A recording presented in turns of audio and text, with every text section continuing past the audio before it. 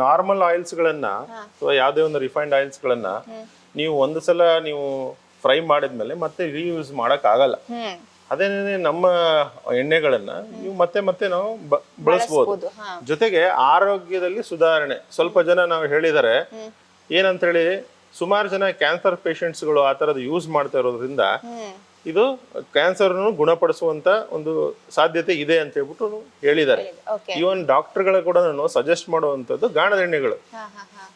ಏನಕ್ಕೆ ಅಂತ ಹೇಳಿದ್ರೆ ಫಸ್ಟ್ ಆಫ್ ಆಲ್ ನೀವು ನೋಡ್ತೀರಾ ಏನ್ ಮಾಡ್ತಾ ಇದೀರಾ ಅಂತ ನೋಡ್ತೀರಾ, ನಿಮ್ಗೆ ಆ ಘಮ ಗೊತ್ತು, ಟೇಸ್ಟ್ ಗೊತ್ತು, ಆರೋಗ್ಯದಲ್ಲಿ ಸುಧಾರಣೆ ಆಗ್ತಾ ಇದೆ ಆಯ್ತಾ. ನಿಮ್ಗೆ ರಿಫೈನ್ಡ್ ಆಯಿಲ್ಗಳು ಬೇರೆ ಯಾವುದೇ ಆಯಿಲ್ಗಳನ್ನ ಕಂಪೇರ್ ಮಾಡಿದಾಗ ಸ್ವಲ್ಪ ಜಾಸ್ತಿ ಇರ್ಬೋದು, ಬಟ್ ಪ್ರಮಾಣದಲ್ಲಿ ನೋಡಿದಾಗ, ಹಾಕ್ಬೇಕಾದ್ರೆ ಪ್ರಮಾಣದಲ್ಲಿ ನೋಡಿದಾಗ ನಿಮ್ಗೆ ಕಮ್ಮಿ ಪ್ರಮಾಣದಲ್ಲಿ ಉಪಯೋಗಿಸ್ತೀರಾ.